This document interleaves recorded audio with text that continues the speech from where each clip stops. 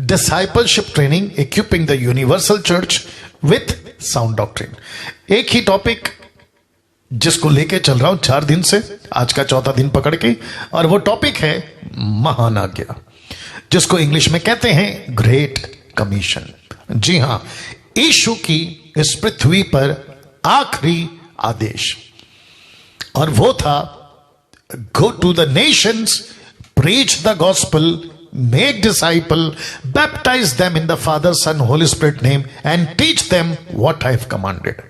तो इस जिसको कहते हैं ना कि जिसमें कोई फेरबदल नहीं हो सकता, ऐसी आदेश यीशु ने, जिसको हम प्यार करते हैं, उन्होंने दी थी, और जिसको लेकर आज 21वीं सदी खुशी है मुझे, खास करके डैनियल राज को, कि मेरी आंख खुल गई। 25 साल 28 साल की मिनिस्ट्री में 20 साल मैंने खूब गाने गाए, मैंने खूब एंजॉय किया, मैंने खूब टाइम पास किया, लेकिन आंख खुली कुछ 7-8 साल पहले 2014 में। तब से लेके अब तक परमेश्वर के इस मिशन को लेके आपके बीच में काम कर रहा हूं। मुझे कौन नहीं जानता, मुंबई जानता है, भारत जानता है, अदर कंट्रीज के कुछ कंट्रीज है वो जानते हैं, और वो सब जानते हैं कि कैसे परमेश्वर ने मेरी सेविकाई को बदला है। साथ ही साथ जितने मिनिस्टर्स हैं भारत के, बड़े बड़े नाम नहीं लूंगा, लेकिन वे तक जानते हैं कि डैनियल राज कौन है और कैसे डैनियल राज की मिनिस्ट्री में एक बहुत बड़ा बदलाव आया। ऐसी ही अपेक्षा, बदलाव आपके लिए भी चाहूंगा आज समाप्ति तक। और मैं चाहता हूं कि परमेश्वर को ऐसे योद्धा, सिपाही, ऐसे वर्कर्स, और जिसको कहते हैं ना उसके विनयार्ड में, मतलब उसके हार्वेस्ट में काम करने वाले वर्कर तैयार हों, इस उम्मीद के साथ बातों को आगे बढ़ाऊंगा। जी, आशा करता हूं आप लोग ठीक हैं, सुरक्षित हैं, और आप लोग टीचिंग के लिए तैयार हैं। सबसे पहले मैं चाहता हूं कि यीशु की एक्लीसिया, जिसको कहते हैं हिंदी में कलीसिया, इंग्लिश में चर्च, तो यीशु की एक्लीसिया को लेकर आपको एक बात समझनी होगी कि सिर्फ दुनिया को बचाना एक्लीसिया का मकसद नहीं है। जी, इसका मतलब क्या है? दुनिया को बचाना है, यह तो 100% सही बात है, लेकिन सिर्फ दुनिया को बचाना यह मकसद नहीं है। इसको, कलीसिया को, एक्लीसिया को समझना जरूरी है। यह बात आपके बीच में पहले रख रहा हूं। तो पास्टर डैनियल, क्या है मकसद? वो मकसद क्या है आपके बीच में रखूंगा। लिखा है, बल्कि खुद को यीशु की तरह तैयार करना एक्लीसिया का मकसद है। वाह, अमेजिंग अमेजिंग अमेजिंग। तो फिर से रख देता हूं क्योंकि टीचिंग है, बहुत जरूरी है। तो एक्लीसिया, यीशु की एक्लीसिया को लेकर आपको यह बात समझनी होगी कि सिर्फ दुनिया को बचाना एक्लीसिया का मकसद नहीं है, बल्कि खुद को यीशु की तरह तैयार करना एक्लीसिया का मकसद है। पास्टर डैनियल कैसे बोल सकते हैं? गलतियों 4:19, the book of Galatians chapter 4 verse 19 लिखा है, मेरे बालकों, लिखा है, पौलुस कहता है, हे मेरे बालकों, जब तक तुम में, लिखा है कि जब तक तुम में मसीह का रूप ना बन जाए। अब आप देख लीजिएगा, मसीह का रूप ना बन जाए तब तक मैं तुम्हारे लिए फिर जच्चा की सी पीड़ाएं सहता हूं, जिसको कहते हैं इंग्लिश में लेबर पेन। मुझे दुख होता है, मुझे तकलीफ होती है कि जिसको मैंने सींचा, जिसको मैंने संवारा। पौलुस कहता है, तुम मेरे लोग हो, तुम मेरे बच्चे हो, तुम मेरे क्या कहते हैं, सुसमाचार सुनाए हुए मेरे बच्चे हो। मैं देखना चाहता हूं कि तुम्हें मसीह का रूप बन जाए। अब इसको देखो, कुलुसियों की किताब को लिखते वक्त में पौलुस 3 अध्याय वचन 3 और 4 में क्या कह गया देखिएगा। लिखता है, क्योंकि तुम तो मर गए, तुम तो मर गए। किस दिन मर गए? जब हम यीशु को अपनाते उस दिन मर जाते। तो लिखा है, क्योंकि तुम तो मर गए और तुम्हारा जीवन मसीह के साथ परमेश्वर में छिपा हुआ है। छिपा हुआ, छुपा छिपा हुआ, क्या बात है। और लिखा है कि तुम्हारा जीवन मसीह के साथ परमेश्वर में छिपा हुआ है। अब इसको देखिए, जब मसीह जो हमारा जीवन है प्रकट होगा, तब तुम भी उसके साथ महिमा सहित प्रकट किए जाओगे। तो इसका मतलब है कि कलीसिया को यह समझना होगा। थैंक यू पास्टर जी रमन साहब और मिसेस रमन जी। लिखा है तुमको, हमको, कलीसिया को समझना होगा कि हम यीशु की महिमा है। यीशु कहता है कि तुमको मैं अपनी महिमा दूंगा और तुम परमेश्वर में छिपे हो, और जिस दिन यीशु प्रकट होगा, गेट रेडी, उस दिन कलीसिया भी महिमा के साथ प्रकट होगी। क्या बात है, अद्भुत अद्भुत अद्भुत। तो इसका मतलब वापस रखना होगा इसका मतलब यीशु की एकलीसिया को समझना होगा एक बात, कि सिर्फ दुनिया को बचाना एकलीसिया का मकसद नहीं है, बल्कि खुद को यीशु की तरह तैयार करना एकलीसिया का मकसद है। और कहता है मसीह का रूप ना बन जाए, मुझे पीड़ा होती है। और फिर यहां कहता है कि हम परमेश्वर के अंदर छिपे हुए हैं, और जिस दिन मसीह प्रकट होगा, हम भी मसीह की महिमा में प्रकट होंगे। ताली बजाकर उस परमेश्वर को धन्यवाद। कम से कम 700 लोग अभी लाइव आ चुके हैं, बेहद खुशी है। Wonderful Jesus, wonderful Jesus. Now अब इसको देखिए, यह है आपका पृथ्वी, यह है आपकी दुनिया, यह है 790 करोड़, यह है भारत, यह है अमेरिका, यह है अफ्रीका, यह है विश्व का कोना कोना, जो मैंने कोशिश करी आपके बीच में कुछ इस प्रकार से रख सकूं। लिखा है इसीलिए पूरी दुनिया से यीशु को अपनी एकलीसिया चाहिए, पूरी दुनिया से। क्यों? क्योंकि पूरी दुनिया की आबादी, हिंदू, मुस्लिम, सिख, ईसाई, Buddhist, Parsi, tribe, language, people, nation, कुल, भाषा, लोग, जाति, ये सब परमेश्वर में छिपे हुए हैं। लिखा है परमेश्वर में छिपे हुए हैं। इनको प्रकट करना है, इनको बाहर लाना है, इनको यीशु में संवारना है, इनको यीशु की दुल्हन बनाना है, इनको यीशु की एकलीसिया बनाना है। तो जिसके चलते आत्मा बचाना हमारा मकसद नहीं है, बल्कि बचाए हुए को यीशु की दुल्हन बनाना, और पूरी दुनिया में एकलीसिया चाहिए। लिखा है ना, इसलिए पूरी दुनिया से यीशु को अपनी एकलीसिया चाहिए। कैसा लग रहा है? अभी इसी कड़ी में आगे बढ़ूंगा, इसी पे फोकस करूंगा, इसी पे जोर होगा जब तक ये चल रहा है। पॉइंट टू पॉइंट आपके बीच में बात करूंगा, और मुझे बेहद खुशी है कि मैं ये स्लाइड्स आप लोगों के लिए बना पाया। बहुत तकलीफ हुई, लेकिन आप लोगों के लिए बना पाया। इसलिए लिखा है, इसलिए दुनिया भर के लोगों को, ध्यान दीजिएगा, एकलीसिया बनाना होगा दुनिया भर के लोगों को एकलीसिया बनाना होगा, क्योंकि पूरी दुनिया के लोग परमेश्वर में छुपे हुए हैं, और एक दिन मसीह में प्रकट होंगे। और वो भी कैसे?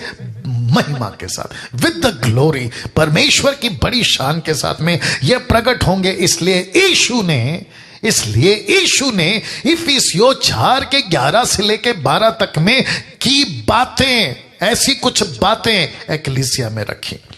यीशु ने इफिसियों 4, 11, 12 की बातें एकलीसिया में रखी। कौन सी बातें रखी पास्टर? रख रहा हूं। लिखा है उसने, किसने? यीशु ने। उसने कितनों को प्रेरित करके नियुक्त करके, और कितनों को भविष्यवक्ता नियुक्त करके, कितनों को सुसमाचार सुनाने वाले नियुक्त करके, कितनों को रखवाले और उपदेशक नियुक्त करके दे दिया। याद रखो, दे दिया। कहां दे दिया? या संसार में दे दिया, पूरी दुनिया में दे दिया। मैं अक्सर कह रहा हूं, जब से डीटी चल रहा है, मैं अक्सर कह रहा हूं कि परमेश्वर हमारा सुप्रीम है, परमेश्वर हमारा राजा है, उसका एक राज्य है। इसलिए तो लिखा है ना यशायाह 9:6 में कि उसके कांधे पे प्रभुता है, government shall be upon his shoulder.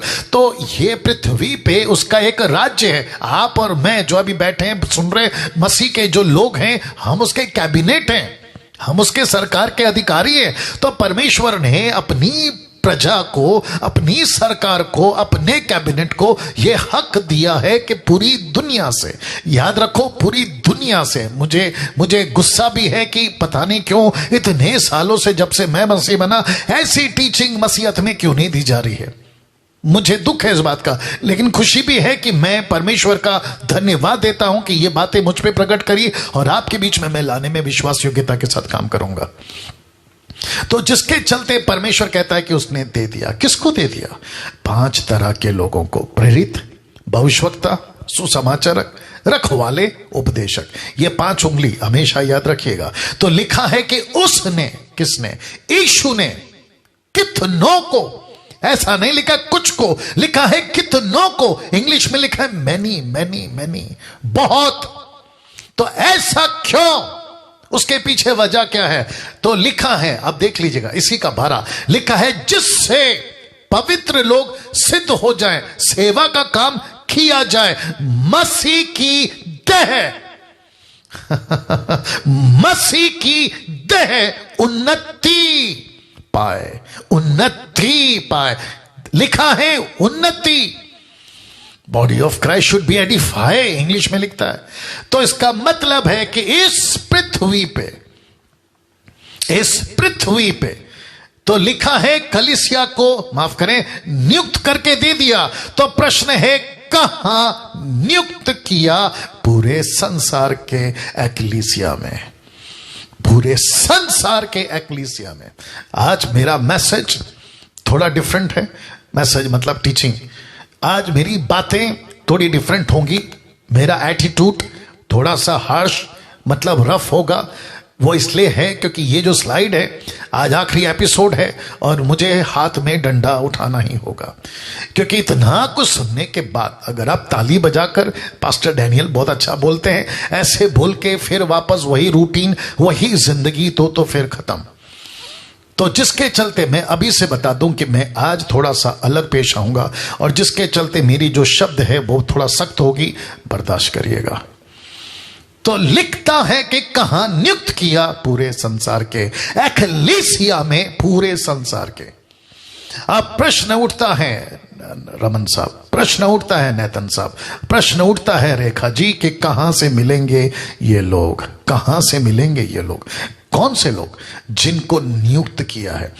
कहां से मिलेंगे? जिनको आप कहते हैं प्रेरित, आप कहते हैं भविष्यवक्ता, सुसमाचारक, रखवाले और उपदेशक, जिसको आप लोग कहते हो। प्रश्न है कहां से मिलेंगे? तो इसका जवाब है इसी दुनिया से, इसी दुनिया से। प्रॉफिट ऊपर से नहीं टपकेगा, मेरी भाषा को बर्दाश्त करिए, ना ही प्रेरित ऊपर से माइकल गैब्रियल नीचे लाके छोड़ेंगे। आपको यहीं से पैदा करने हैं, आपको यहीं से तैयार करने हैं। आप अगर मुझे बाइबल टीचर कहते हो, मैं अगर आप मुझे कहते हो पास्टर डैनियल आप बाइबल टीचर हैं, आप अच्छा सिखाते हैं, तो 5 प्रकार की मिनिस्ट्री में मैं अगर आखिरी वाला उंगली हूं जिसको कहते हैं शिक्षक या उपदेशक या टीचर, तो कहां था ये डैनियल राज 28 साल पहले? इसी दुनिया में, इसी दुनिया में क्या कर रहा था 28 साल पहले? नशा, शराब, चोरी, गंदगी, बुराई की बातें। लेकिन मुझे किसी ने आकर मुझे वचन सुनाया, मेरी जिंदगी बदली और फिर उसके बाद में मैं समझ पाया कुछ 7-8 सालों से कि मुझे भी इस दुनिया में परमेश्वर के लिए प्रेरित, भविष्यवक्ता, सुसमाचारक, रखवाले और उपदेशक तैयार कर कर मसीह की देह की उन्नति का कारण बनना है। वाह! सी, तो लिखा है कहां से आएंगे ये लोग? कहां से आएंगे प्रेरित? कहां से आएंगे भविष्यवक्ता? कहां से आएंगे सुसमाचारक, रखवाले, उपदेशक? इसी दुनिया से, इसी दुनिया से, इसी दुनिया से। पतरस यीशु को कहां मिला? इसी दुनिया से। आपका पौलुस यीशु को कहां मिला? इसी दुनिया से। बाकी जितने भी आज दुनिया में सेवक कहलाए जाते हैं वे भी कहां से मिले? इसी दुनिया से, इसी दुनिया से। आप विदेश के apostle, profit, evangelist, pastor, teacher इसी दुनिया से, आप देसी pastor, evangelist, Bible teacher, profit, इसी दुनिया से, आप छोटे देश के, बड़े देश के, अमीर के, गरीब के, आप उच्च जाति, पिछड़ी जाति, कहीं के भी हैं, परमेश्वर ने आपको इसी दुनिया से निकाला। पौलुस कहता है मैं सबसे बड़ा पापी था, मुझ पापी पर दया हुई और मुझे परमेश्वर ने अपना प्रेरित बनाया। उसको किसी ने गॉस्पेल सुनाया था, कोई गया था उसके पास, कोई किसी ने भेजा उसको कि जाकर परमेश्वर का काम करो, जिसके चलते आज हम देखते हैं कि पौलुस की मिनिस्ट्री का अद्भुत मिनिस्ट्री आज हम देख पा रहे हैं। कैसा लग रहा है? जितने फेसबुक पर हैं 300 के आसपास, मैं रिक्वेस्ट करता हूं कि जितनी हो सकता है तादाद में शेयर करिए, शेयर करिए, अभी करिए, अभी करिए। कम से कम 900 के आसपास लोग जुड़ चुके हैं, अभी शेयर करिए जी। आज का मैसेज मिस नहीं करना, जितना हो सकता है बांटिए। जितने जूम के लोग हैं मैं रिक्वेस्ट करता हूं आपको, अभी परसों से, मतलब मंडे के बाद से, परसों, कल सैटरडे, परसों संडे, उसके बाद मंडे है, मंडे के बाद कोई काम नहीं है, आपको सिर्फ एक ही काम करना है, खूब वीडियो बनाओ, खुद की वीडियो बनाओ। आपके पास टाइम है तो मेरी वीडियोस को शेयर करो, यूट्यूब पे डालो, फेसबुक पे डालो, व्हाट्सएप पे डालो, सब जगह डालो और खरी शिक्षा लोगों तक पहुंचे। तो मैं कह रहा था कहां से आएंगे ये लोग, वापस रख रहा हूं, कहां से आएंगे ये लोग जिसको आप लोग कहते हैं प्रेरित? कहां से आएंगे? Oh sorry sorry sorry sorry, कहां से आएंगे ये लोग जिसको आप प्रेरित, भविष्यवक्ता, सुसमाचार रखवाले? इसी दुनिया से, इसी दुनिया से। पतरस कहां से मिला? इसी दुनिया से। पौलुस कहां से मिला? इसी दुनिया से। बाकी जितने भी सेवक है कहां से मिले? इसी दुनिया से।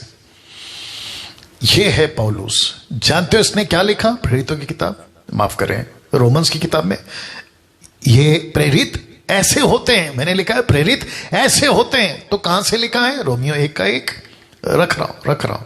देखो क्या लिखा है, और 1 से आगे चलेगा ये वचन, मुझे लगता है 17 तक चलेगा ये। देखिए, पौलुस की ओर से जो यीशु मसीह का दास और प्रेरित होने के लिए बुलाया गया। सी दैट, क्या बुलाया गया? प्रेरित होने के लिए। इसका मतलब है कि पौलुस पहला क्या था? प्रेरित नहीं था, लेकिन पवित्र आत्मा ने उसको प्रेरित होने के लिए बुलाया। प्रेरित की किताब 13 अध्याय में परमेश्वर के सुसमाचार के लिए अलग किया गया, जिसकी उसने पहले ही से अपने भविष्यवक्ताओं के द्वारा पवित्र शास्त्र में और अपने पुत्र हमारे प्रभु यीशु मसीह के विषय में प्रतिज्ञा की थी, और जो शरीर के भाव से तो दाऊद के वंश से उत्पन्न हुआ, पवित्रता की आत्मा, पवित्र आत्मा के भाव से मरे हुए में से जी उठने के कारण सामर्थ्य के साथ परमेश्वर का पुत्र ठहरा। वचन 5, जिसके द्वारा हमें अनुग्रह और प्रेरिताई मिली कि जिसके नाम के कारण सब जाति के लोग विश्वास करें। याद रखो, सब जाति के लोग, ऐसा नहीं लिखा इजरायली, लिखा है सब जाति के लोग। वचन 6, जिनमें से तुम भी यीशु मसीह के होने के लिए बुलाए गए हो।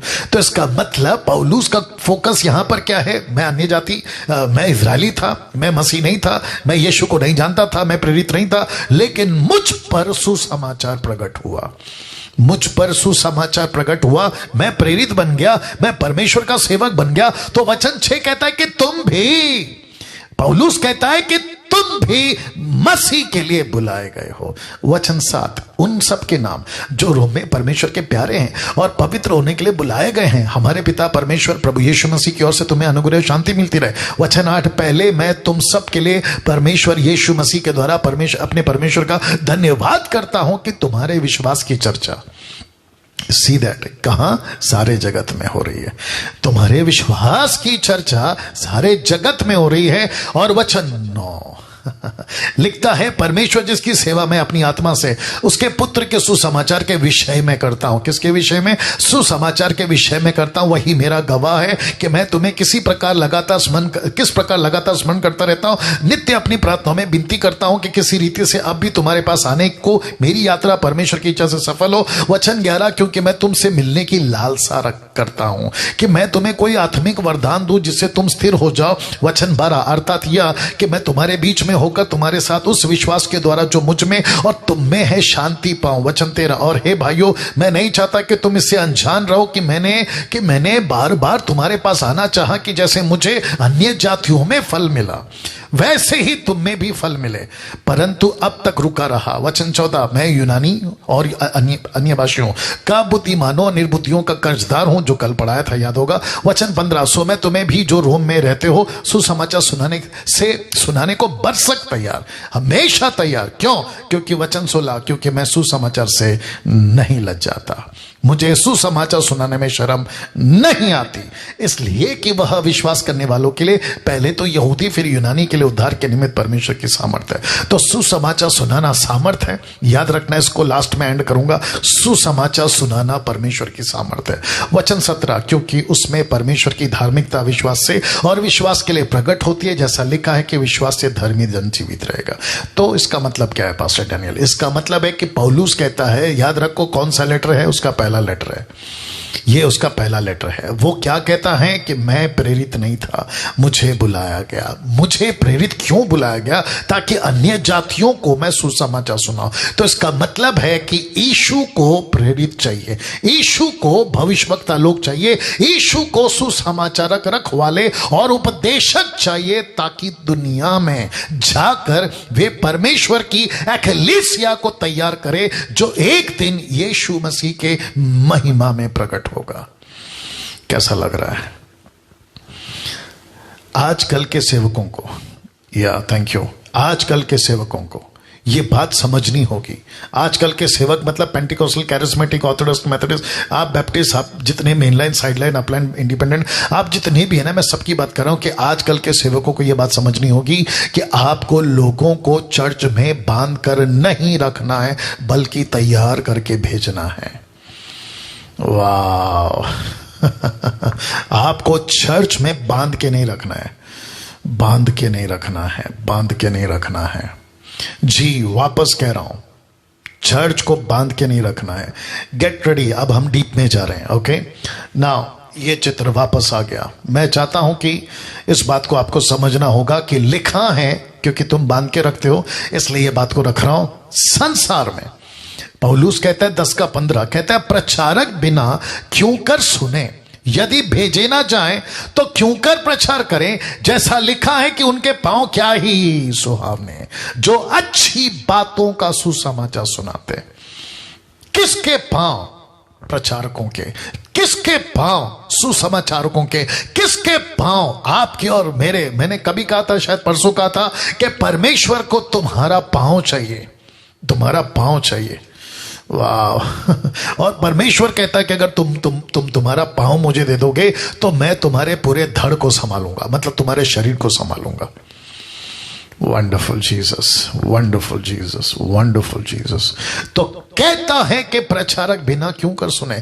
तुम चर्च में बांध के रखोगे पास्टरों अपने लोगों को, अपने सिस्टर को, ब्रदर्स को, दासी को, लड़का लड़की को चर्च में अगर तुम बांध के रखोगे, यही चर्च में आना, अगले संडे फिर आना, बुधवार, शुक्रवार, मंगलवार लेडीज मीटिंग, कपल्स मीटिंग, तुम्हारा वो क्वायर मीटिंग, प्रैक्टिस मीटिंग, ये मीटिंग, वो मीटिंग बांध के रखोगे, तो ऊपर बैठा परमेश्वर पूछ रहा है, फिर जगत में कौन जाएगा? जगत में कौन जाएगा? पास्टर डैनियल, क्या यूथ मीटिंग नहीं होनी चाहिए? होनी चाहिए। कपल्स मीटिंग होनी चाहिए, चिल्ड्रंस मीटिंग होनी चाहिए, क्वायर प्रैक्टिस होनी चाहिए। आप सब कुछ करो, लेकिन आपकी प्रायोरिटी वो नहीं है। आपकी प्रायोरिटी एक ही है कि जगत को एक्लीसिया बनाना, कलीसिया बनाना। यह आपकी प्राथमिकता है, यह आपकी प्रायोरिटी है। इस बात को समझना होगा ना। मुझे दुख और गुस्सा इस बात का है कि 2000 सालों से सुसमाचार का काम खत्म क्यों नहीं हो रहा है? मैं बहुत गुस्से में हूं। 2000 साल से सुसमाचार का काम खत्म क्यों नहीं हो रहा है? एक अचानक से कंपनी आती है, हिट हो जाती है, सक्सेस हो जाती है, पूरी दुनिया में फैल जाती है, लेकिन सुसमाचार का काम इतना ठप क्यों है? इतना ठप क्यों है? अगर कोई पास्टर, प्रभु का दास, सो कॉल्ड, आप अगर अभी मुझे सुन रहे हैं, मैं आपसे डायरेक्ट ये सवाल पूछ रहा हूं, ये प्रश्न मुझे बेचैन कर रहा है। आज आपको ये प्रश्न बेचैन करना चाहिए, और अगर नहीं कर रहा है तो तुम्हारी जमीर मर गई है, तुम्हारी जमीर मर गई है। मैं फिर पूछूंगा, 2000 सालों से सुसमाचार का काम खत्म क्यों नहीं हो रहा है ये पृथ्वी पे? नूहा का जहाज 120 में खेल खत्म, 120 दिन में खेल खत्म। बारिश आई, बारिश गिरी, 40 दिन 40 रात, नूहा बचा, उसके परिवार बचे, फिर उसके बाद में खेल खत्म, दुनिया शुरू। आप अदन की वाटिका की बात करते हैं, कुछ सालों के अंदर खेल खत्म, दूसरा काम शुरू। आप मूसा की बात करते हैं, उसने कुछ लोगों को निकाला और उसके बाद में हम देखते 40 साल के बाद में खेल खत्म, टबरनेकल खेल खत्म, यीशु का क्रूस पर मरना कुछ 3.5 साल में खेल खत्म। लेकिन सुसमाचार का काम इतना देरी क्यों? सुसमाचार का काम को इतना देरी क्यों? कभी सोचा है कि परमेश्वर आप टक टक टक टक काम करने वाले हैं, आप ये 2000 साल तक का देरी क्यों? तब मुझे कुछ चीजें पता चली जिसमें से मैं समझता नंबर 1 चीज ये है, कई सदियों से सेवक लोग कलीसियाओं से लोगों को भेज नहीं रहे हैं। ये जवाब है उसका। कई सदियों से, मैं समझता हूं कई सदियों से। पहली सदी में भेजे जाते थे, पौलुस भेजता था, पतरस भेजता था, फिलिप भेजता था, ये सब भेजते थे। यीशु भेजता था, गो गो गो गो, जाओ जाओ जाओ जाओ। लेकिन आजकल क्या चल रहा है? आओ आओ आओ आओ, कम कम कम कम। कई सदियों से मैं सबसे बात कर रहा हूं, मैं मुंबई के लोगों से बात कर रहा हूं, अगर कोई सुन रहा है, मैं पूना, नागपुर, शोलापुर, कोल्हापुर, पंजाब, गुजरात, कर्नाटका, आंध्र प्रदेश, तेलंगाना, झारखंड, रांची, कलकत्ता, बंगाल, पाकिस्तान, नेपाल, अफ्रीका, अमेरिका, जितने भी लोग, इजराइल, मिडिल ईस्ट, मैं सबको पूछ रहा हूं कि ऐसी क्या वजह है कि 2000 साल हो गए, यीशु का सुसमाचार खत्म क्यों नहीं हो रहा है? यीशु क्यों नहीं आ रहा नीचे? ये पृथ्वी अभी तक क्यों लटकी हुई है बीच में? आए दिनों कुछ ना कुछ घटनाएं, आए दिनों कुछ ना कुछ बातें, क्यों? परमेश्वर आज आपसे बात कर रहा है, क्योंकि कई सदियों से सेवकों ने चर्च में, इस चर्च में, ऐसे चर्च में लोगों को बांध के रखा है, लोगों को बांध के रखा है, उनको रिलीज नहीं कर रहे, उनको तैयार करके भेज नहीं रहे, कलीसियाओं को बांध के रखा गया। मैं इसके ऊपर आज बात करूंगा। इसको देखिए, कलीसिया का काम क्या है पता है? भेजना। कलीसिया का काम है भेजना। पास्टर डैनियल कैसे? अभी तो बता चुका हूं, लेकिन एक एग्जांपल दे रहा हूं। अंताकिया की कलीसिया में, रिपीट करता हूं, अंताकिया की कलीसिया में, प्रेरितों की किताब 13:1 देखो क्या लिखा है। वचन 2 में लिखा है कि जब वे उपवास सहित प्रभु की उपासना कर रहे थे, तो पवित्र आत्मा ने कहा, मेरे निमित्त बरनबास और शाऊल को उस काम के लिए अलग करो जिसके लिए उन्हें मैंने बुलाया है, जिसके लिए मैंने उन्हें बुलाया। वचन 4 क्या कहता है देखो, सो वे पवित्र आत्मा के भेजे हुए। किसने भेजा? पवित्र आत्मा ने। कलीसिया का काम क्या है? भेजना। ये देखो, कलीसिया का काम है भेजना, कलीसिया का काम है भेजना। कई सदियों से नहीं भेजा जा रहा है। तो जिसके चलते आज परमेश्वर आपसे मुझसे बात कर रहा है कि कहां है वो लोग जो चर्च के बाहर निकलेंगे, कहां है वो लड़का लड़की, दास दासी जिनको तुम तैयार करके भेजोगे। और पवित्र आत्मा वेट कर रहा है, पवित्र आत्मा वेट कर रहा है ना। इसको देखिए दोस्तों, गेट रेडी, इसको देखिए। जो पास्टर लोग, रमन साहब आप सुन रहे होंगे शायद, लिखा है जो पास्टर लोग तैयार नहीं करता, अपने लोगों को नहीं भेजता, वो पाप करता है, या वो पाप करता है। मैं कुछ सेकंड इसको और रख रहा हूं। वो पाप करता है। Wonderful Jesus. मैं चाहता हूं कि इसको डाइजेस्ट करो। मैं इसकी स्क्रीनशॉट ले लो, किसको भेजना है भेजो, वायरल करना है करो। या जो पास्टर लोगों को तैयार नहीं करता और नहीं भेजता संसार में, वो पाप करता है। कैसे बोल सकते हैं पास्टर डैनियल? वचन दे रहा हूं, पहला यूहन्ना 2:4, 1 जॉन चैप्टर 2:4 लिखा है, जो कोई ये कहता है कि मैं उसे जान गया हूं और उसकी आज्ञाओं को नहीं मानता, वह झूठा है और उसमें सत्य नहीं। और जिसमें सत्य नहीं मतलब उसमें यीशु नहीं, और जिसमें यीशु नहीं तो इसका मतलब क्या है? शैतान का बच्चा, पाप का जीवन, संसारिक जीवन। तो वापस कहता हूं, जितने पास्टर्स, जो प्रभु के सेवक, पास्टर से मेरा मतलब है सेवक, ठीक है ना? अगर आप प्रभु के लोगों को तैयार कर कर बाहर नहीं भेज रहे हैं, आप पाप कर रहे हैं, आप पाप कर रहे हैं। मैं डायरेक्ट कहना चाहता हूं with this reference, support of this scripture.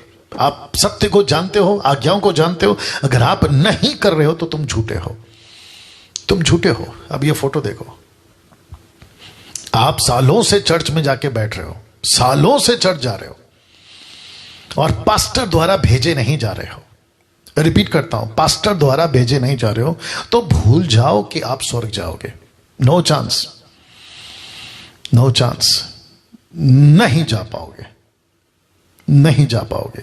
वापस कहता हूं, चर्च में बैठना, घंटों वर्शिप करना, घंटों वचन सुनना, घंटों पास्टर की बातें सुनना, आपका फोकस चर्च घर, घर चर्च, चर्च घर, अगर ऐसा है तो लिखा है भूल जाओ, आप स्वर्ग जाओगे। नहीं जाओगे आप स्वर्ग, डंके की चोट पे बोल रहा हूं, नहीं जाओगे। बहुत सारे रेफरेंस थे, मैंने नहीं डाला। पौलुस क्या करता था पता है? लिखा है पौलुस ने तीतुस को क्या कहा था। पहला तीतुस पहला अध्याय वचन 5, टाइटस चैप्टर 1 वर्स 5 कहता है, मैं इसलिए तुझे क्रेते में छोड़ आया था कि तू शेष रही बातों को सुधारे, मेरी आज्ञा के अनुसार नगर नगर प्राचीनों को नियुक्त करे। किसको नियुक्त करे? प्राचीनों को। वाह। और यीशु ने क्या किया था? मत्ती उसका 10 का 16 में, देखो मैं तुम्हें भेड़ों की नाई भेड़ियों के बीच भेजता हूं। ये जो ब्लैक में स्पॉट किया ना, भेजता हूं, मैं तुमको भेज रहा हूं, जाओ जाओ जाओ, मैं तुमको भेज रहा हूं, यीशु कहता है। अब इसको देखिए, आपको बैठने के लिए नहीं बुलाया गया है, आपको बैठने के लिए नहीं बुलाया है चर्च में। जितने फेसबुक पे मैं रिक्वेस्ट करता हूं, कमेंट्स करिए, कैसा लग रहा है टाइप करिए, कहां से कैसे, और साथ में आपका टिक टिक चलता रहे। या लिखा है आपको बैठने के लिए नहीं बुलाया। आप देख सकते हैं, एक तरफ चर्च है और दूसरी तरफ फसल है, बिल्कुल पक चुकी है, जिसके चलते यीशु ने क्या कहा यूहन्ना 4:35 में, क्या तुम नहीं कहते कि कटनी होने में अभी 4 महीने पड़े? देखो मैं तुमसे कहता हूं, अपनी आंखें उठाकर खेतों पर दृष्टि डालो कि वे कटनी के लिए पक चुके हैं। Harvest are white, white English translation, पक चुका है, वाइट हो गया है।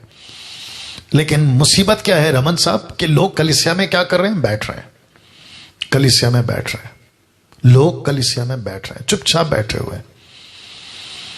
My goodness. उनको एक ही चीज है, बैठो सुनो, बैठो सुनो। लेकिन प्रभु कहता है आंख उठाकर बाहर देखो, फसल तो कब की तैयार हो चुकी है, कब की पक चुकी है। और प्रभु कहता है कि तुम कहां हो, तुम कहां हो, तुम कहां हो। तुमको चर्च में बैठने के लिए नहीं बुलाया। मुंबई के लोगों, पुणे के लोगों, नागपुर के लोगों, पंजाब के लोगों, कर्नाटका, आंध्र, तमिलनाडु, रांची, झारखंड, कलकत्ता, बेंगलोर, बंगाल, जो भी आप है, पाकिस्तान, विश्व का कोना, आपको बैठने के लिए नहीं बुलाया, फसल काटना है।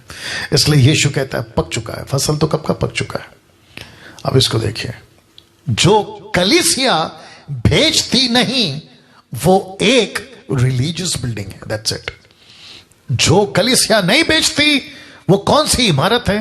धार्मिक रिलीजियस बिल्डिंग, क्रिश्चियन है वो। और वो कौन सा लेबल लगा के घूम रही है? क्रिश्चियनिटी का। मैं ईसाई हूं, मैं चर्च जाती हूं, मैं जाता हूं सालों से 30, 20, 40। तुम रिलीजियस हो, और परमेश्वर ने रिलीजियस के लिए नहीं बुलाया। मैं वापस कहता हूं, जितने भी क्रिश्चियंस है दुनिया के, सब इकट्ठे हो जाओ, चर्चा करो, इसके ऊपर बहस करो, डिबेट करो, बातें करो, और बाइबल में से एक वचन निकाल के बताओ कि जहां लिखा हो कि यीशु मसीह क्रिश्चियन का रिलीजन बनाने आया। मैं आपके पथ चिन्ह पे चलना शुरू कर दूंगा, आप जैसे बोलोगे करना शुरू करूंगा। मुझे एक रेफरेंस चाहिए जहां लिखा हो कि Christianity is the religion and Jesus has come to the build the religion, Christian religion बनाने के लिए। ऐसा कुछ वचन निकाल के बता दीजिएगा, आपको नहीं मिलेगा। इसलिए तो कहता ना कि जिसको 18 पता 17 मत सिखाया करो।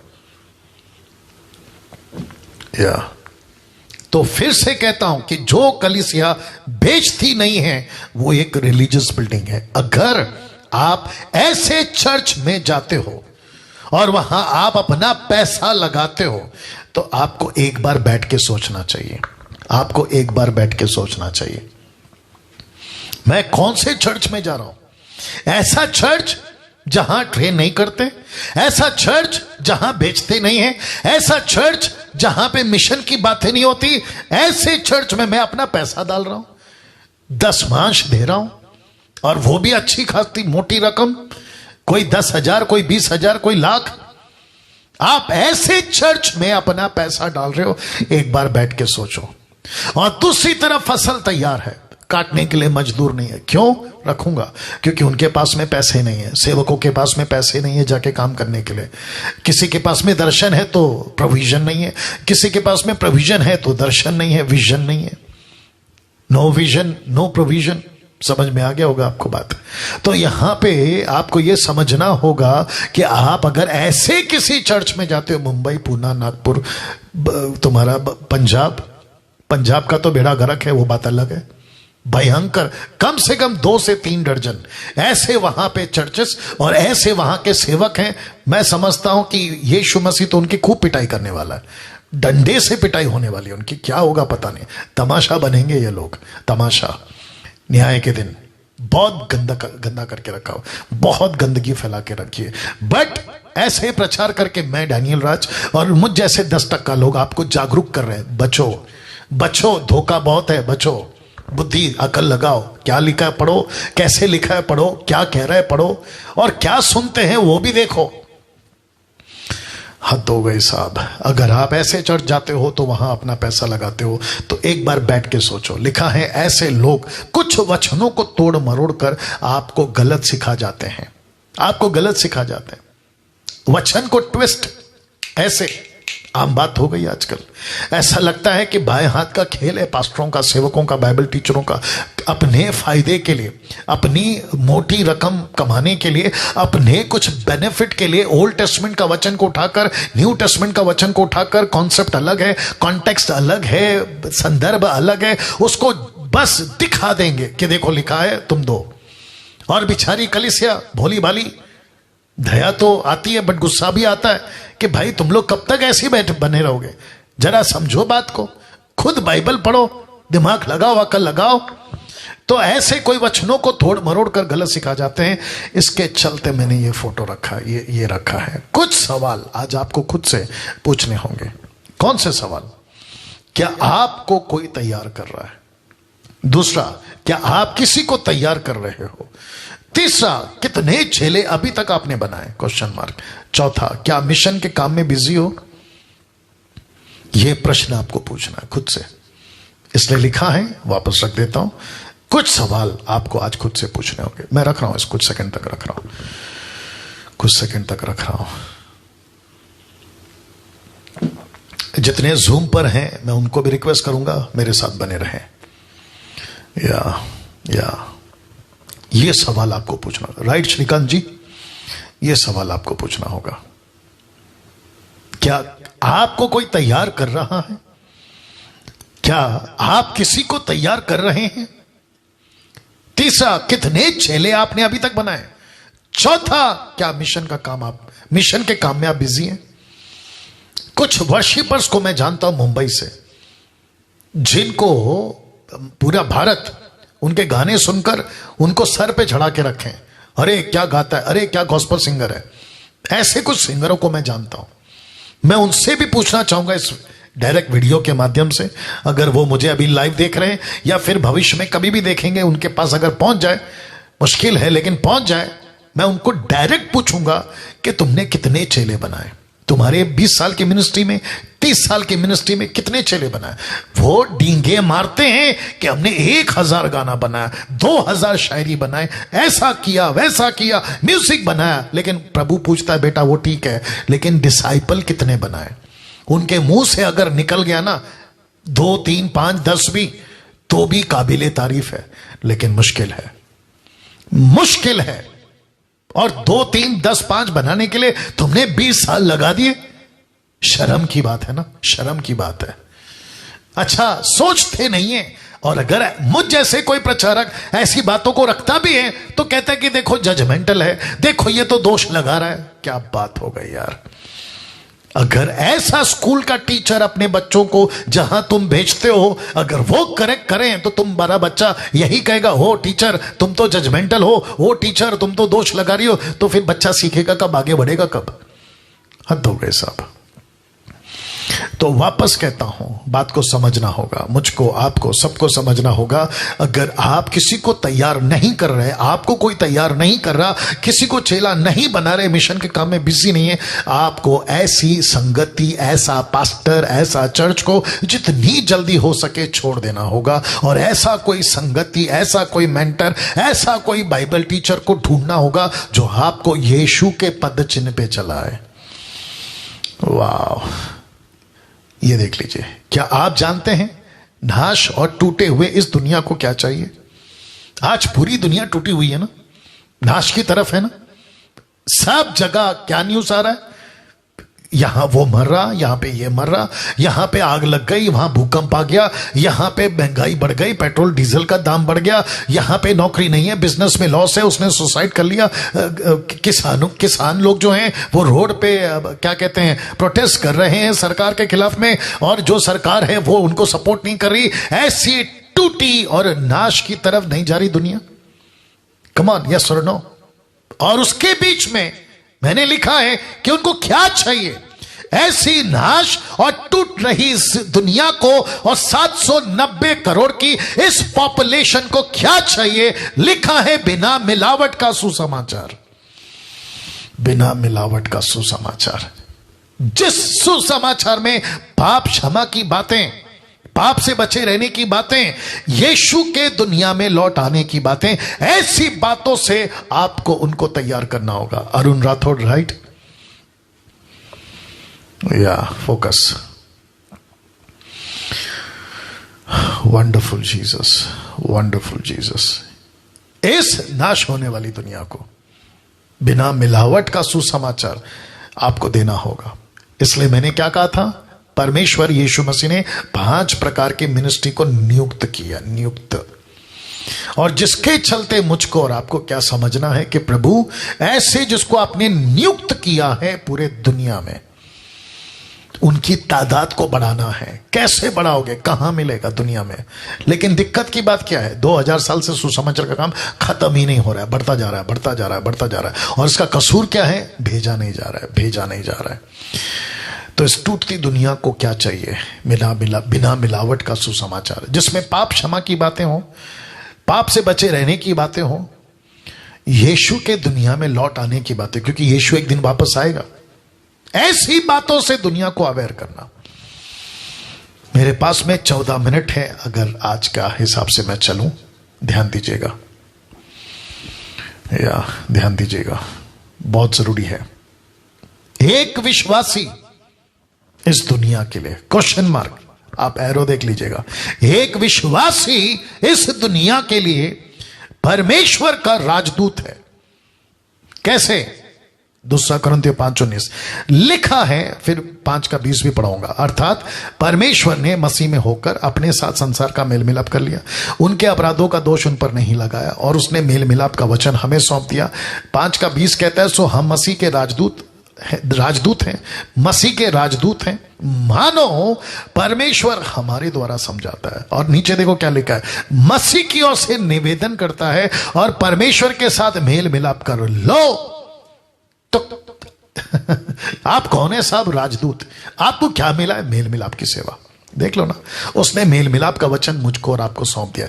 ये व्यक्ति, एक एग्जाम्पल के तौर पे जी, ये कौन है रख रहा हूं, एक विश्वासी इस दुनिया के लिए कौन है? राजदूत। ये राजदूत के पास क्या है? परमेश्वर का एक मैसेज क्या है? तुम टूट रहे हो, प्रभु के पास आ जाओ। तुम नाश हो रहे हो, प्रभु के पास आ जाओ। तुम समस्या में हो, प्रभु के पास आ जाओ। तुमको रास्ता नहीं दिख रहा, प्रभु के पास आ जाओ। तुमको जीवन का, मरने के बाद जो जीवन मिलता है उसका डर है, प्रभु के पास आ जाओ। नाश होने का डर है, प्रभु के पास आ जाओ। ऐसा मैसेज लेकर घूमने वाला इस दुनिया में ये परमेश्वर का राजदूत है। अभी जितने भी 11-1200 लोग अभी लाइव हैं, मैं उन सब को कहना चाहता हूं, परमेश्वर के राजदूत बनो। ये राजदूत बनो, अभी अभी अभी आपको बनना है। दास हो, दासी हो, लड़का लड़की, औरत पुरुष, जो भी हो, आपको परमेश्वर का राजदूत बनना है। दूसरा, परमेश्वर के सेवक हैं आप। इफिसियों किताब उसका 3 का 7, मैं परमेश्वर के अनुग्रह के दान के अनुसार, कौन कहता है? पौलुस कहता है मैं परमेश्वर के अनुग्रह के उस दान के अनुसार जो उसकी सामर्थ्य के प्रभाव के अनुसार मुझे दिया गया, उस सुसमाचार का सेवक बना। ये देखो, मैं उस सुसमाचार का सेवक बना। मैं सेवक हूं, मैं राजदूत हूं। ये रहा तीसरा, परमेश्वर की प्रजा। आप कौन हैं? परमेश्वर की प्रजा। कहां लिखा है? पहला पत्र 2:9, पर तुम एक चुना हुआ वंश, राजपदधारी याजकों का समाज, पवित्र लोग, और ब्रैकेट देख लो, परमेश्वर की निज प्रजा हो। इस पृथ्वी पे आप परमेश्वर की नीच प्रजा क्यों? नीचे लिखा है इसलिए कि जिसने तुम्हें अंधकार में से अपनी जो अद्भुत ज्योति में बुलाया, उसके गुण प्रकट करो। परमेश्वर को प्रकट करो। किसको? संसार को। आप अपोस्तल हैं, आप प्रॉफिट हैं, एवेंजलिस्ट हैं, पास्टर्स हैं, टीचर्स हैं। आप 5 प्रकार की सेवा पृथ्वी पे रखी है।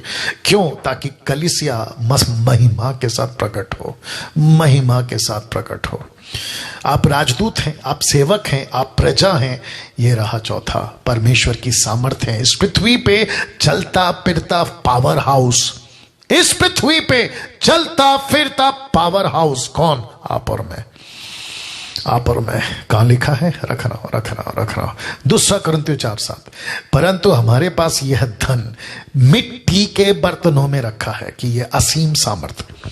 देख लीजिएगा क्या लिखा है? असीम सामर्थ्य हमारी ओर से नहीं, वरना परमेश्वरी की ओर से ठहरे। तो मुझ जैसे मट्टी के बर्तन में, आप जैसे मट्टी के बर्तन में, मट्टी का बर्तन मतलब समझ गए? परमेश्वर की देह कलीसिया, आप और मैं। आप राजदूत हैं, आप सेवक हैं, आप प्रजा हैं और आप सामर्थ हैं। इस पृथ्वी पे चलते फिरते आप परमेश्वर के पावर हैं। मैं रखूंगा आगे, इसका कनेक्शन दूंगा। क्या आज आपको ऐसी तैयारी किया, आपको ऐसा तैयार किया जा रहा है? कितने सारे क्वेश्चन मार्क डाल दिए। देखो, मैं फिर पूछूंगा, क्या आज आपको ऐसा तैयार किया जा रहा है? क्या आपका पास्टर, मुंबई का पास्टर, पूना का पास्टर, नागपुर का पास्टर, पंजाब का, गुजरात का, आपका आंध्रा का, कर्नाटका, बेंगलोर, तेलंगाना, आप जहां के भी हैं, अफ्रीका, अमेरिका, कहीं के भी हैं, राजस्थान, गुजरात, आपका रांची, क्या कहते हैं, नेपाल, कहीं के भी हैं, आपका ऐसा तैयार किया जा रहा है? मैं कह रहा हूं आपको, अगर नहीं किया जा रहा है, छोड़ दो, निकलो बाहर, सीखो परमेश्वर से। और जिसके चलते एक कलीसिया, एक बड़ा पास्टर, उसका नाम है यीशु, उसके साथ जुड़ो। और जिसके चलते हम मसीह मंथन वाले यही कोशिश कर रहे हैं कि सबको वापस वही प्रेरितों के दिनों में, वापस वही पहली सदी के दिनों में वापस लेकर आए। क्योंकि आज 90% भी कम बोल दिया हूं, 99.9% चर्च की बिल्डिंगें रिलीजियस बिल्डिंग बन गई। क्रिश्चियनिटी एक धर्म बन गया है। धर्म बहुत डेंजर सिचुएशन है साहब। क्रिश्चियनिटी एक धर्म बन गया है, क्योंकि यीशु मसीह धर्म बनाने नहीं आया। अब अंत में 2 बातें बताकर समाप्त करूंगा। अब अंत में 2 बातें जो बहुत जरूरी हैं। पहला, पवित्र आत्मा से भरकर सेवा करना। सबसे पहला आपको पवित्र आत्मा से भरकर सेवा करना है। पवित्र आत्मा से भरने का मतलब यह नहीं है कि तुम जिब्रिश में बात करो, अन्य भाषा, ना, उसकी बात नहीं कर रहा हूं, वो तो बिल्कुल नहीं है। पवित्र आत्मा, लिटरली पवित्र आत्मा की बात कर रहा हूं, उससे भरकर सेवा करना। और आपको बताता आ रहा हूं कि जिस दिन तुमने यीशु को स्वीकार किया, उसी दिन तुमको पवित्र आत्मा मिल गया। बस अब अपने आप को फिल करो, मांगो पवित्र आत्मा से, प्रभु मेरे द्वारा कार्य कर। भरे रहने का मतलब है मेरे द्वारा कार्य कर। मेरे हाथ में यहां पे फोन है, आपको पता है ये जो फोन है ये तब तक कुछ नहीं है जब तक इसकी बैटरी फुल ना हो। इसको हर टाइम रिचार्ज करना पड़ता है। दूसरे शब्दों में, आपके अंदर, इसके अंदर बैटरी है, बट ये बैटरी को चार्ज करते रहो। वैसे ही आपके अंदर पवित्र आत्मा है, कोई शक नहीं है, लेकिन उसको चार्ज कराओ, उसको कार्य में लाओ। पवित्र आत्मा से कहो कि प्रभु मेरा इस्तेमाल कर। तो पहला है पवित्र आत्मा से भरकर सेवा करना। कैसे? यीशु ने, पतरस ने और पौलुस ने इस दुनिया में कैसे सेवा की थी? अलौकिक शब्द देख लो, अलौकिक, जिसको कहते हैं सुपर नेचुरल, अलौकिक। यीशु का चमत्कार रख रहा हूं मत्ती 24:23, देखो क्या लिखा है। यीशु सारे गलील में फिरता हुआ, उनकी आराधनालयों में उपदेश करता, राज्य का सुसमाचार प्रचार करता, लोगों की हर प्रकार की बीमारी और दुर्बलता को दूर करता रहा। लिखा है हर प्रकार की बीमारी। कैसी भी बीमारी क्यों ना, यूट्यूब के जितने लोग अभी देख रहे हैं, मैं आपको भी कहना चाहता हूं कि आपको पवित्र आत्मा से भरने का मतलब यह नहीं है कि अन्य अन्य भाषा जो चल रहा है ना आजकल जिब्रिश, उसकी बात नहीं कर रहा हूं मैं, आत्मा से भरे रहने का बात कर रहा हूं। तो यीशु, पतरस, पौलुस, तो यीशु की बात कर दिया। अब देखो चेले लोगों ने, यानी कि पहले सदी के चेले लोगों ने क्या किया था। मरकुस 16:20, उन्होंने निकलकर हर जगह प्रचार किया, प्रभु उनके साथ काम करता रहा, उन चिन्हों के द्वारा जो साथ साथ होते थे। किसके साथ होते थे? सुसमाचार के। लिखा है चिन्हों के द्वारा जो साथ साथ होते थे, वचन को दृढ़ करता रहा। 8:6 फिलिप की मिनिस्ट्री, जो बातें फिलिपुस ने कही उन्हें लोगों ने सुनकर, जो चिन्ह दिखाता था उन्हें देख देख कर एक चित होकर मन लगा। अब इसको देखिए जिसका नाम है पौलुस, क्या लिखा देखो, रोमियो 15:18 तक में, क्योंकि उन बातों को छोड़ मुझे और किसी बात के विषय में कहने का वह हियाव नहीं है, मुझे जरूरत भी नहीं है, जो मसीह ने अन्य जातियों की अधीनता के लिए वचन और कर्म, चिन्ह और अद्भुत कामों की सामर्थ्य से, पवित्र आत्मा की सामर्थ्य से मेरे ही द्वारा किए, यहां तक कि मैंने यरूशलेम से लेकर चारों ओर इलुरिक्यूस तक मसीह के सुसमाचार का पूरा प्रचार किया। तो ये सब कैसे काम करते थे? अलौकिक। ये कैसे प्रचार करते थे? अलौकिक। इनके हाथों से क्या होता था? सामर्थ के काम।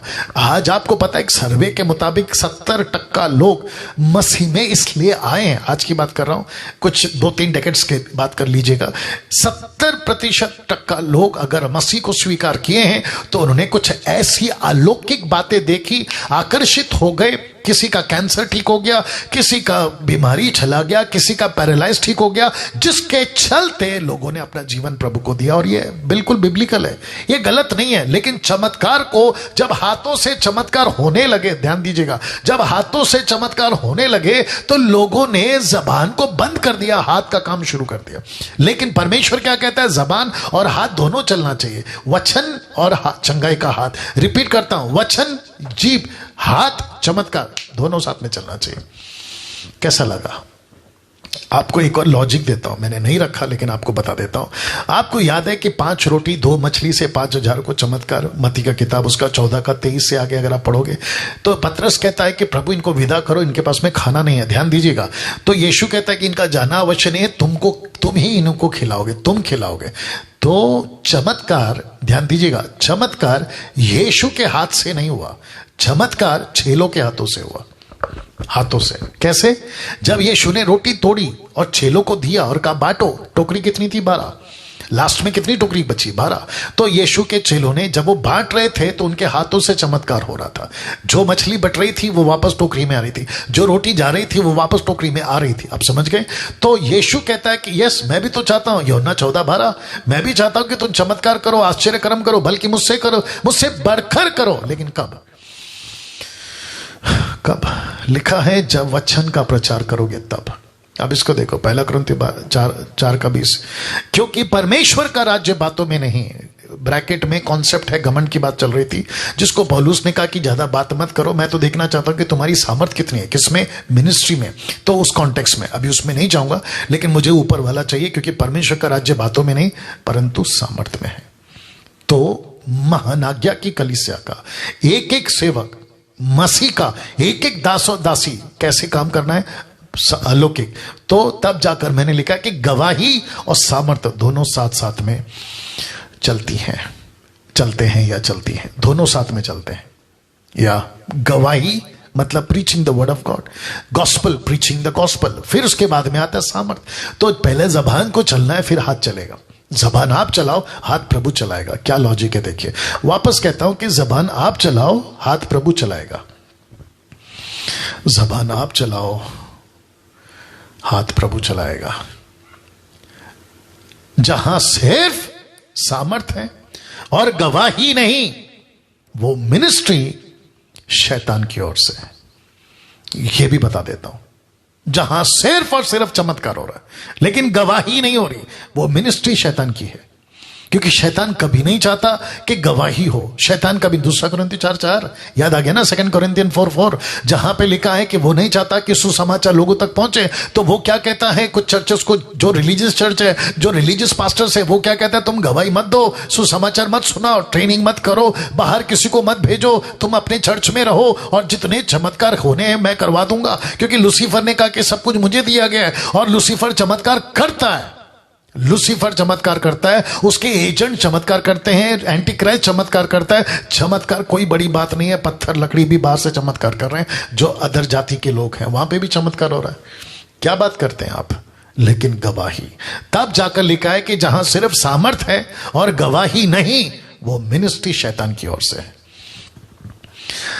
प्रेरितों की किताब 4:29-31 में पतरस की प्रार्थना देखो क्या थी, सुनना चाहोगे, मैं रख रहा हूं। पतरस की प्रार्थना, अब हे प्रभु इनकी धमकियों को देख, क्योंकि उसको प्रचार करने से रोका जा रहा था, अपने दासों को यह वरदान दे कि तेरा वचन बड़े हियाव से सुना है। वचन 30, और चंगा करने के लिए तू अपना हाथ बढ़ा और चिन्ह और अद्भुत काम तेरे पवित्र सेवक यीशु के नाम से किए जाएं। और जब वे प्रार्थना कर चुके तो वो स्थान जहां वे इकट्ठे थे हिल गया और वे सब पवित्र आत्मा से परिपूर्ण हो गए और परमेश्वर का वचन हियाव से सुनाते रहे। तो यहां पे क्या क्या है, पतरस कहता है कि प्रभु ये लोग हमको धमकी दे रहे हैं, हम क्या करें, वचन तो सुनाना चाहते हैं। तब पतरस ने एक प्रार्थना करी कि प्रभु वचन को भी सुनाऊंगा, लेकिन तेरे हाथ को बढ़ाना ताकि तेरे चमत्कार हो। तो लिखा है कि चमत्कार भी हुआ, लेकिन पहले वचन। तो नीचे क्या लिखा है, वचन हियाव से सुनाते थे। चमत्कार फोकस नहीं है साहब, तेल पानी रुमाल कपड़ा फोकस नहीं है, फोकस है परमेश्वर का वचन। दूसरी बात, पवित्र आत्मा से भरकर जो सेवा करते हैं, बहुत इंपॉर्टेंट है, ध्यान दीजिएगा। जितने जूम पर हैं और जितने फेसबुक और यूट्यूब पर हैं, मैं सबको रिक्वेस्ट करता हूं ध्यान दीजिएगा। लिखा है पवित्र आत्मा से भरकर जो सेवा करता है उसको फाइनेंशियली सपोर्ट करो, फाइनेंशियली सपोर्ट करो। मेरी रिक्वेस्ट है आप लोगों से, फाइनेंशियली सपोर्ट करिए। अगर आप ऐसों को नहीं जानते तो मुझे कांटेक्ट करिए। आपको अगर मेरे ऊपर भरोसा है, और आपको होना भी चाहिए, क्योंकि आप जानते हैं मुझे, आप लोग कम से कम 2-3 साल 5 साल से मुझे सुन रहे हैं आप लोग, मेरी मिनिस्ट्री कैसी है, मैं किस तरीके से काम कर रहा हूं। ऐसे लोगों को मैं जानता हूं जो बहुत सच्चे हैं, जेन्युइन हैं, ईमानदार हैं। उनका मिनिस्ट्री पेट नहीं है, मतलब वो पेट की सेवा नहीं करते, पैसे की सेवा नहीं करते, वो सच्चे हृदय से सेवा करते। मैं ऐसे कितनों को जानता हूं, उनको सपोर्ट करिए। मैं सबको कह रहा हूं, इस ग्रेट कमीशन का इस आखिरी दिन के एपिसोड में मैं कहना चाह रहा हूं कि जो पवित्र आत्मा से भरकर जो मिशन का काम कर रहे हैं, उनको फाइनेंशियली सपोर्ट करो। वचन रख रहा हूं जो पहले सदी में होता था। प्रेरितों की किताब 4:33-35 तक में, एक्ट चैप्टर 4:33-35 कहता है, पहली सदी की कलीसिया कैसी थी, प्रेरित बड़ी सामर्थ से, बहुत ध्यान दीजिएगा, प्रेरित बड़ी सामर्थ से प्रभु यीशु के जी उठने की गवाही देते रहे। याद रखो मैंने क्या कहता, गवाही और सामर्थ। तो लिखा है गवाही देते रहे और उन पर बड़ा अनुग्रह था। किस पर, पहली सदी की कलीसिया पर। वाह, पहली सदी की कलीसिया पर बहुत अनुग्रह था। क्यों अनुग्रह था, क्योंकि वचन का प्रचार करते। ऐसा ही अनुग्रह आज 21वीं सदी पर आ जाए, मुझ जैसे 10 टक्कों पर आ जाए। लिखा है 34 में, उनमें कोई दरिद्र ना था, मतलब गरीब नहीं था, कोई पुअर नहीं था। क्यों, आगे लिखता है, क्योंकि जिनके पास भूमि या घर थे वे उनको बेच बेच कर, याद रखो खेत की जमीन बेचते थे, खुद का घर बेचते थे। तो प्रश्न उठता, रहते कहां होंगे, नहीं पता, नहीं पता, नहीं पता, बहुत दिक्कत है। लिखा है अपनी जमीन बेचते थे, प्रॉपर्टी, अपना घर बेचते थे, प्रॉपर्टी बेच बेच कर क्या करते थे पता है, पतरस के पैरों पे डाल देते थे। बिकी हुई वस्तुओं का दाम लाते प्रेरितों के पांव पे रखते थे। देख लो फिर क्या करता था पतरस, वचन 35, जैसे जैसे और जिसे जैसे आवश्यकता होती थी, जैसी जिसे आवश्यकता होती थी उसके अनुसार एक एक को बांट दिया करते थे।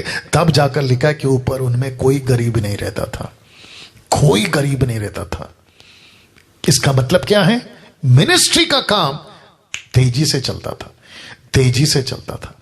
क्या अभी जो फेसबुक पे 370 लोग देख रहे हैं, क्या आप ऐसा कोई काम करना चाहोगे जो कि लिखा है, जो पवित्र आत्मा से भरकर मिशन का काम कर रहे हैं, आप उनको फाइनेंशियली सपोर्ट करो। मैं लास्ट में बताऊंगा कैसे करना है, लेकिन मैं आपको अभी पूछ रहा हूं, जितने यूट्यूब पे, कितने यूट्यूब पे, 600 के ऊपर जो यूट्यूब पे, मैं आपको पूछ रहा हूं जो अभी देख रहे हैं, क्या आप ऐसे लोगों को सेवकाई के लिए सपोर्ट करना चाहोगे? ऐसा मिशनरी जो काम कर रहे हैं? क्योंकि 2000 साल हो गए यार, मैं भी थक गया हूं कि परमेश्वर 2000 साल हो गए, आप अभी तक नहीं आ रहे। सुसमाचार का काम चला जा रहा है, चल रहा है, लेकिन क्यों नहीं हो रहा है? तो पता चला कि भेज नहीं रहे, सेवकों को भेज नहीं रहे, एक जगह पे इकट्ठा करके रख रहे। बहता नाली का पानी अगर बहता रहेगा ना तो उसमें कीड़े नहीं लगेंगे, लेकिन जो नाला बहना बंद कर देगा ना तो वहां कीचड़ भी जमा होता है और मच्छर भी पैदा होता है। आप जानते हैं इस बात को। तो ऐसी थी साहब पहली सदी की कलीसिया। तो मुझे जब मैं ये स्लाइड को तैयार कर रहा था तो मेरे मन में प्रश्न उठा कि अगर अभी जो जूम पे 230 लोग देख रहे हैं, 900-600 आप लोग जो देख रहे हैं, फेसबुक पे 300-350 आप लोग देख रहे हैं, मैं आपको पूछना चाहूंगा, अगर आपको प्रभु ऐसा कहे कि अपनी अपनी घर बेचो और प्रॉपर्टी बेचो और जाकर किसी सेवक को दे दो, आपकी अंदर इतनी हिम्मत है या उस लेवल पे आ सकते हैं? या उस लेवल पे आ सकते हैं? आना चाहिए। आपको पता है, मैं तो खैर देखा नहीं हूं, बस सुना हूं, जब इमरजेंसी आई थी ना भारत में, और जब वॉर हुआ था ना भारत में, तो घर में घुस के जितने भी जवान लड़के होते थे ना, उन सबको उठा के सरकार मिलिट्री में भर्ती कर रही थी, फौज में भर्ती कर रही थी, और उनके हाथ में बंदूक दे देती थी कि जाके लड़ो। बाप रे! अब आप सोच के देखिए, अगर इस सरकार की जरूरत है और वो ऐसा कदम उठा सकती है, तो सोच के देखो ऊपर की सरकार आपको और मुझे अगर वो कह दे कि चलो अपना बोरी बिस्तरा बांधो, सब बेचो और मेरी सेवा में लग जाओ, ऐसा दिल पैदा करना पड़ेगा आपको। क्या आप जानते हैं, इसको देख लीजिए, क्या आप जानते हैं पहली मिशन जागृति लहर में, याद रखो, पहली मिशन जागृति लहर में 3 बातें शामिल थी। 3 बातें, कितनी? 3 बातें पहली लहर में। लोग, मिशन का जज्बा और पैसा, जिसको कहते हैं फर्स्ट वेव, पहली लहर, फर्स्ट वेव। ये 3 लोग शामिल थे, लोग, मिशन का जज्बा और उनका पैसा। इस आखिरी लेवल में या लहर में या वेव में भी यही चीजें चाहिए। हमको लोग चाहिए, मिशन का जज्बा चाहिए और पैसा चाहिए, ताकि परमेश्वर का काम करें। हम किसी विदेशी, अमेरिकन, अफ्रीकन, किसी डॉलर, यूरोप की करेंसी के ऊपर हम निर्भर नहीं है। भारत का पैसा भारत को बचाएगा, विदेश का पैसा विदेश को बचाएगा। या मुझे पता है कि भारत में बहुत पैसा है, लेकिन दिक्कत की बात यह कि उनको पता नहीं कि कहां देना। जहां सब दे रहे होते आप भी दे रहे होते। मूर्खता है ये, मूर्खता। कुछ लोग पैसा इसलिए देते हैं क्योंकि वो बड़ा पास्टर, नाम तो नहीं लूंगा, लेकिन आप जानते हैं, वो बड़ा पास्टर आपके बच्चों के लिए प्रार्थना कर रहा है, बड़ा पास्टर आपकी फैमिली के लिए प्रार्थना कर रहा है, तो वहीं पे भेजते रहते हैं आप। मूर्ख है सब आप लोग, मूर्ख हैं, या मैं सच कह रहा हूं, मूर्ख हैं आप लोग। क्योंकि प्रार्थना आपको खुद के बच्चों की खुद करना है, खुद की फैमिली की खुद करना है, उसको क्यों देते हो पैसा? अगर पैसा ज्यादा हो गया तो बेचारे मिशन के काम के लिए दो, जाकि परमेश्वर का राज्य बढ़े। अब इसको देखिए, दुनिया का सर्वोत्तम जाना पहचाना चिन्ह कौन सा है? ये बातों को रखकर आपसे एक प्रश्न पूछूंगा, कौन सा चिन्ह है? अमेरिकन डॉलर है क्या वो? मैकडी जिसको कहते हैं, मैकडोनल्ड वो है? Software Windows, Islamic symbol, IBM जो कि कंप्यूटर का चिप, क्रूज का निशान, कोका कोला, सोनी कंपनी, या फिर ओलंपिक का सिंबल? इनमें फेमस कौन है जी? जो मेरे करीबी हैं वो जानते हैं कि कौन है, क्या है। इसमें सबसे ज्यादा फेमस है आपका Coca Cola. Can you believe this? Coca Cola की कुछ सच्चाई आपके बीच में रखता हूं, आपने शायद सुनी है कि नहीं सुनी, मुझे नहीं मालूम। कोका कोला की सच्चाई, 98% विश्व की आबादी इस चिन्ह को पहचानती है। प्रतिदिन 180 करोड़ कोका कोला की बॉटल या जो भी आप कहो कोल्ड ड्रिंक की बिक्री होती है 200 से भी अधिक देशों में।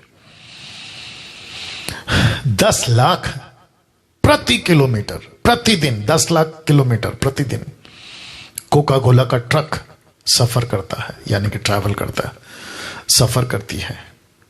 यह है बिल्डिंग जहां सबसे पहला कोका कोला या एक ऐसी जगह जहां पानी तो नहीं था लेकिन कोका कोला का बोर्ड दिखा, पहाड़ अंदर अंदर अंदर, इतना फेमस है कोका कोला।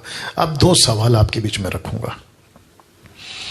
अगर कोका कोला 98% दुनिया की आबादी में केवल 150 साल में 150 साल में अगर फैल सकती है, ये देखो जब पहला कोका कोला बना था, पहला बिल्डिंग, तो यीशु का सुसमाचार 2000 सालों से भी अगर नहीं फैल रहा है तो इसका कारण कौन है?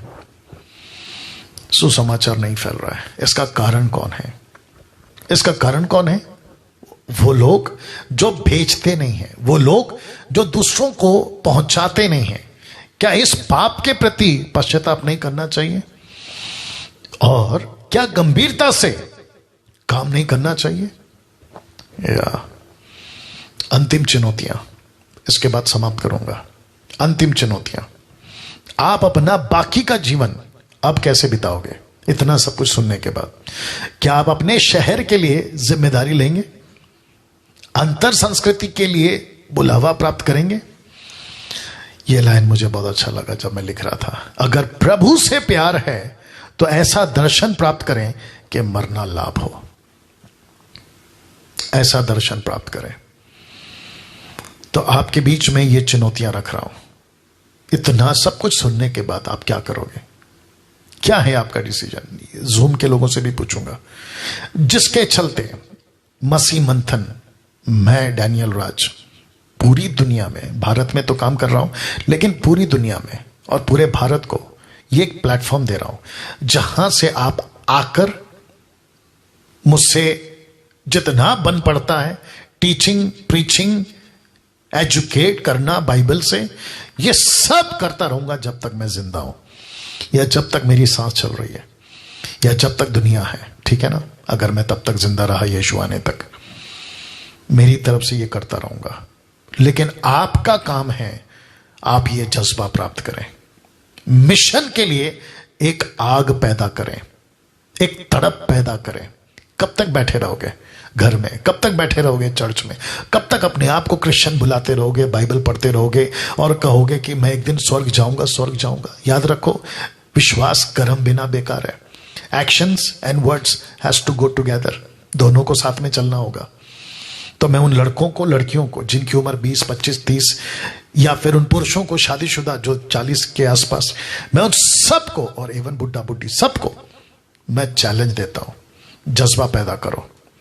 परमेश्वर का काम करने के लिए दूसरों के राज्य में, अंतर संस्कृति में आप बुलावा प्राप्त करो। बैठो प्रभु के पास, बैठो प्रभु के पास, बोलो प्रभु मुझे क्या करना है, मैं कहां जाऊं, मैं सेवा करना चाहता हूं, कैसे करूं? सोशल मीडिया है, कैसे किसी को कॉल करूं, जूम पे किसी को बुला लूं, फेसबुक पे वीडियो बना लूं, यूट्यूब पे कुछ प्रचार कर लूं, कैसे करूं? पवित्र आत्मा लीड करिए। ये तड़प बहुत जरूरी है, ये तड़प बहुत जरूरी है। अगर आप मुझे कहते कि डैनियल भाई आपको हम 5-6 साल से, या खास करके जब से लॉकडाउन चला तब से सुन रहे, हमारा जीवन बदला है, तो सोचो एक 5वीं क्लास 3 बार फेल, ये आदमी अगर इतना प्रभाव डाल सकता है, आप तो मुझसे ज्यादा पढ़े लिखे हैं, आप तो मुझसे ज्यादा पढ़े लिखे हैं, आप क्या नहीं कर सकते? मैं फिर कहता हूं, आग पैदा करो, आग पैदा करो। मैं सिर्फ इतना कह सकता हूं इस स्लाइड को दिखाते हुए कि एमएमबी मिशन और एमएमबी मिशनरी के लिए अगर आप देना चाहते हैं, क्या दे सकते हैं? खुद को क्या दे सकते हैं? आपके टैलेंट को क्या दे सकते हैं? आपके पैसे को क्या दे सकते हैं? आप वो सब कुछ जो मिशन के लिए काम आ सके। ये नंबर इसलिए दिया है ताकि आप इनको कॉल करें और आपका जो भी दान आप सपोर्ट कर सकते हैं मिशनरी के लिए। क्योंकि मैं वापस कहता हूं, बहुत सारे मिशनरी हम भारत में मसीह मंथन की तरफ से अपॉइंट करना चाहते हैं, नियुक्त करना चाहते हैं। यह बात आपके बीच में रख रहा हूं। मसीह मंथन का वेबसाइट है, विजिट करिए। एमएमबी का ऐप है, एप्पल एंड्रॉयड दोनों के लिए। हमारा पेज है, मसीह मंथन का पेज है, और मेरा चैनल है यूट्यूब, उसको सब्सक्राइब करें। तो इन बातों के साथ, ये स्लाइड के साथ एक प्रार्थना में समाप्त करेंगे। सृष्टिकर्ता पिता, यीशु के नाम से आदर, महिमा, सम्मान सब कुछ आपको देता हूं प्रभु, के अद्भुत 45 एपिसोड आपने अनुग्रह दिया कि मैं निकाल पाया या कर पाया। प्रभु ये आपका कृपा है, अनुग्रह है, ये मेरा कुछ नहीं है। प्रभु मैं आपका धन्यवाद देता हूं। साथ ही साथ प्रभु जी मैं आपके लिए आपसे ये प्रार्थना करता हूं कि जितने भी लोग अभी देख रहे, जितने भी लोग, उन सब के अंदर एक आग पैदा कर प्रभु, एक जज्बा पैदा कर प्रभु, पैशन पैदा कर, एक तड़प पैदा कर प्रभु जी, ताकि ये तेरे काम के लिए निकल सके। मैं जानता हूं आप ऐसा करोगे। आदर महिमा आपको देता हूं, यह प्रार्थना यीशु के नाम से मांगता हूं, आमीन। तो जितने फेसबुक पर हैं, जूम के लोग नहीं जाना, जितने फेसबुक पे हैं आप सभी को मैं रिक्वेस्ट करता हूं कि संडे का प्रीचिंग यानी कि 2 दिन के बाद बहुत अद्भुत टॉपिक है, आप लोग जरूर जुड़िएगा। याद रखिए 8 से माफ करें 7:30 से 9 बजे तक संडे का जो टाइम है ऑनलाइन चर्च, वो 7:30 से 9 बजे तक का टाइम है। आप लोग जरूर जुड़िएगा। प्रभु आपका